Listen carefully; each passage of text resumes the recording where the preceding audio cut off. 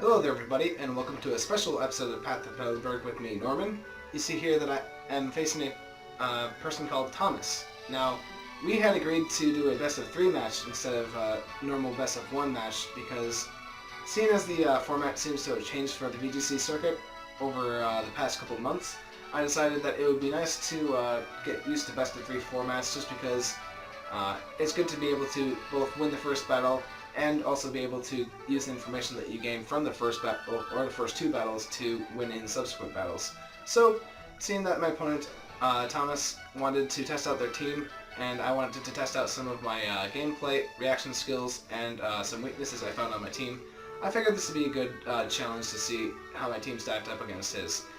So, let's try this first match and see how it goes.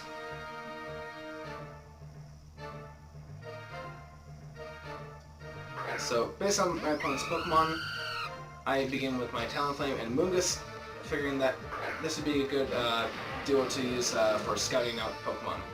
So they use Crobat and Hydreigon first. So, for scouting out, I'm going to protect my Talonflame, and I see that the Draco Meteor from Hydreigon comes first, so that immediately tells me that this Hydreigon is Scarfed.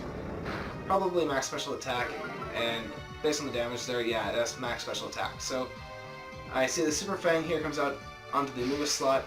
Unfortunately for my opponent, it misses, but Spore comes out and puts the Crobat to sleep. And that was exactly what I wanted that turn to do.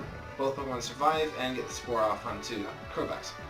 And that tells me that this Crobat's likely a normal set with a Super Fang, Tailwind, Quick Guard, and Summoner move. Not worried about the damage here on the Talonflame. It's reduced. Hydreigon's reduced special attack doesn't mean a thing to me. And I'm able to get an Overheat off on the Crobat. Does a good amount of damage and saves me the recoil of, say, Brave Bird. And so Spore here comes off onto Hydreigon, and that is just what I wanted to have in this battle. Both my opponent's Pokemon are asleep, and seeing this, they're going to withdraw their Hydreigon. Not really a move I would have done, but they sent out their Gardevoir here, and it's going to trace the Regenerator. So, not too bad. And seeing that my Moongus can't really do much of anything right now, I'm just going to switch it out, get some HP back, and then bring out my Bisharp. And Crobat here does take a turn of sleep, maybe using a Protect or a Quick Guard, not really sure, but either way I'm able to get a Brave Bird off, and I do target out this Crobat because I don't want any tech moves coming from it in the future.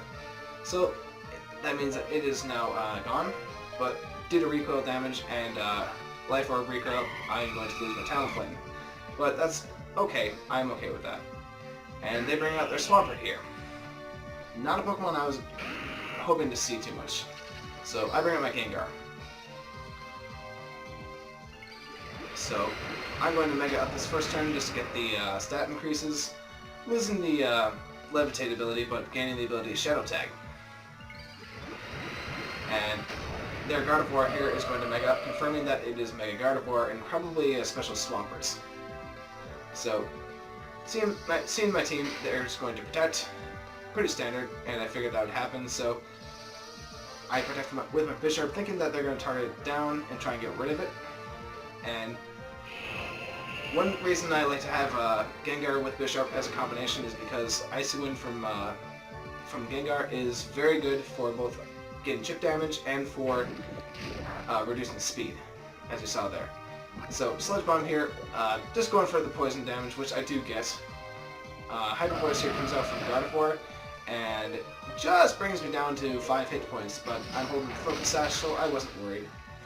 And I love the fact that Bisharp's in that mid-tier, that mid-speed tier, where it can outspeed Pokemon like Swampert if it does get a speed drop. And Earth Power comes out onto Gengar, knocking it out, but I'm okay with that. I am pretty confident that I will be able to do some good damage to both these Pokemon with these 2 Pokemon that I have now, Moongus and Bisharp. So, Hydreigon I know will take a turn of sleep here because of the fact that it switched out on the first turn. So, what I want to do is I want to take it out, and I want to draw fire from the Swampert. So Iron Head here does just over half damage, which is good news for me. And the Earth Power here goes into the Amoonguss slot, just doing about half my remaining hit points of damage, and poison damage coming out onto Swampert.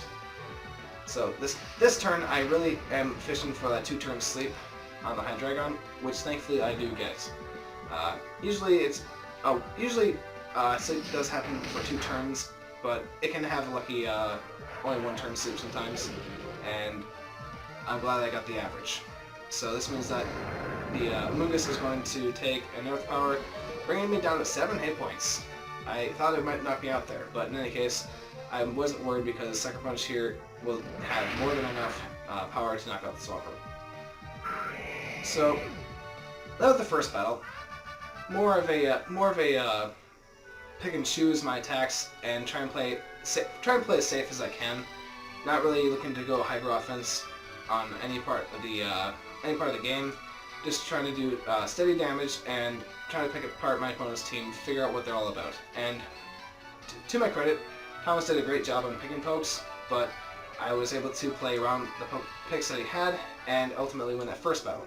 So, seeing as it was a best of 3, we had a second battle, and let's see how that one went.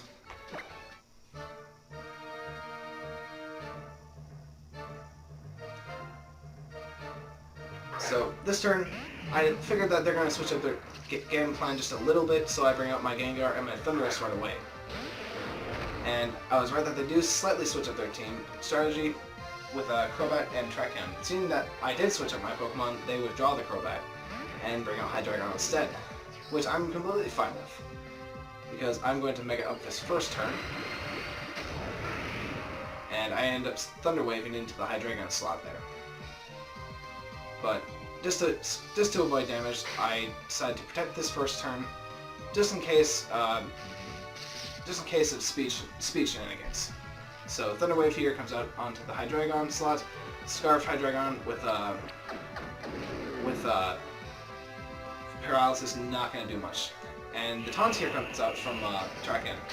Getting more popular now these days with Trakan, but this is going to force me to use attacking moves with Thunders. So Icy Wind here comes out, reducing the speed of my opponents, and Rock Slide comes out, doing a big chunk of damage to my Thundurus. I mean, I am fully offensive, no investment in defenses, but that was a lot more than I had anticipated. Likely a high damage roll. So Hidden Power Ice here almost knocks out the Hydreigon.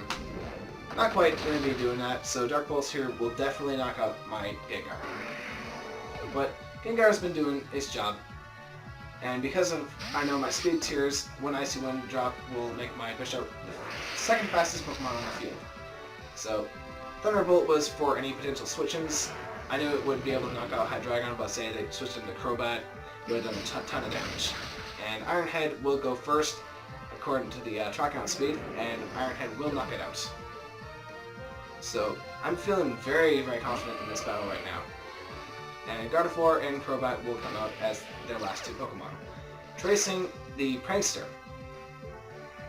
So Gardevoir will Mega Up this turn now.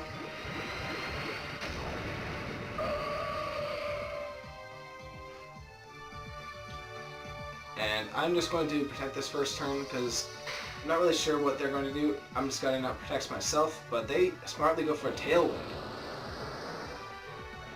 Not a bad choice, but I used Thunderbolt here onto the Crobat just because I wasn't really thinking that I would need Thundurus too much in the future, and they Psychic my Thundurus, so it's going to be knocked out. And so Bisharp, and I'm going to send out Talonflame here for some very fast offense. So they do use Quick Guard. I didn't anticipate this at first, but I forgot that they had that as a possibility, and so that blocks my Brave Bird. And so Psychic comes out here, and is going to knock out my Talonflame. Very good move on their part.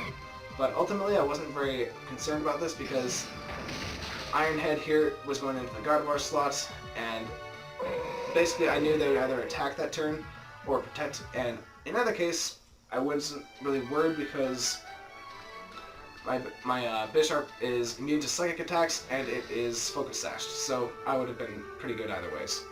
So they forfeited that last turn because all they had left was the Crobat, and they knew that I had Sucker Punch, so I would have been able to go first regardless.